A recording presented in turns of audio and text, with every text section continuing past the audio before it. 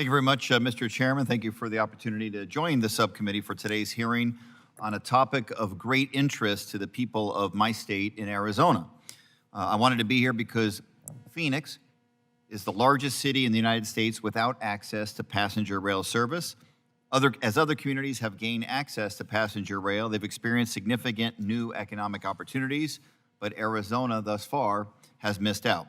I'm hopeful that will change, and there is reason for optimism. Amtrak has applied for funds under the bipartisan infrastructure law to restore long-distance train service to Phoenix via the Sunset Limited, and Arizona has submitted a proposal to the Federal Railroad Administration's Corridor ID program to advance frequent and reliable passenger rail service between our two large and fast-growing metropolitan areas, Phoenix and Tucson.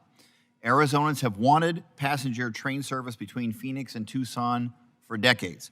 So it is no surprise that this effort has significant local and state support.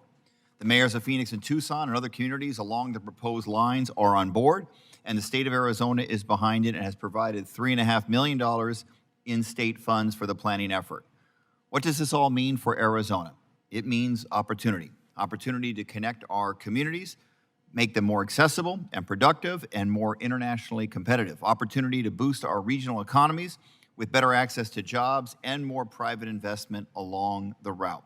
Opportunity to ease congestion along Interstate 10 to help reduce air pollution. Mr. Gardner, if Amtrak is successful in its application for federal funds through the bipartisan infrastructure law to restore long-distance train service to Phoenix, how specifically will these resources be invested, and how will these investments help advance and accelerate the development of the Tucson, Phoenix, West Valley intercity passenger rail line? Well, thank you very much for the question, and I just had the pleasure of seeing the mayor of Phoenix and the mayor of Mesa recently and heard their strong interest and support in this. And as you said, it's really a pretty remarkable corridor, very, very strong local support, bipartisan support for bringing service back there. As we mentioned, Arizona DOT will be the lead. They've submitted corridor identification applications to consider service between Phoenix and Tucson. And what we're also trying to start is the work to connect Phoenix to the west back to the UP main line, the Southern Pacific Sunset route.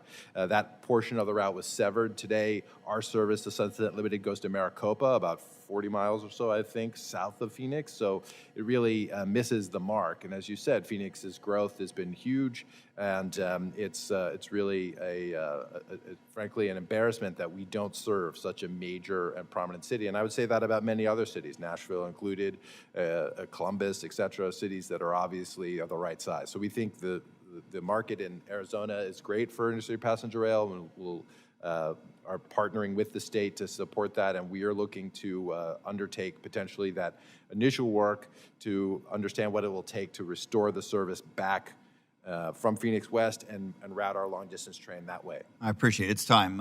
You said the word embarrassment. I mean, Phoenix is the 5th most populous city in the United States of America, and it does not have access to intercity rail service. I talked a little bit about the opportunities that will come with new passenger rail between Tucson and Phoenix. Could you talk about some of the benefits Amtrak has seen in other communities that get new intercity rail service and what ridership has looked like?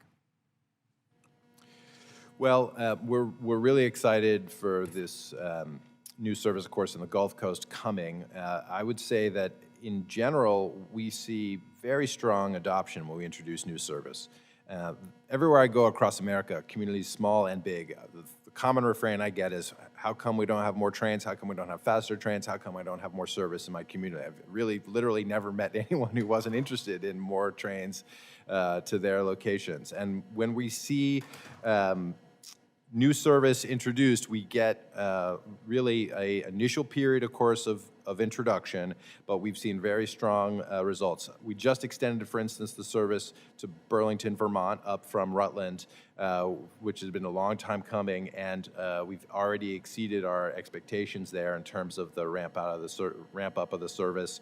We anticipate again, where we can produce a reliable, frequent, and competitive option that passengers will come, and that the state will see real value for its investment. I think this is clear because states continue to maintain this service year after year after year. Once it's installed, it becomes an integral part of the community, and they elect to continue those investments to preserve the service. Thank you very much. My time is up. I yield back. Thank you.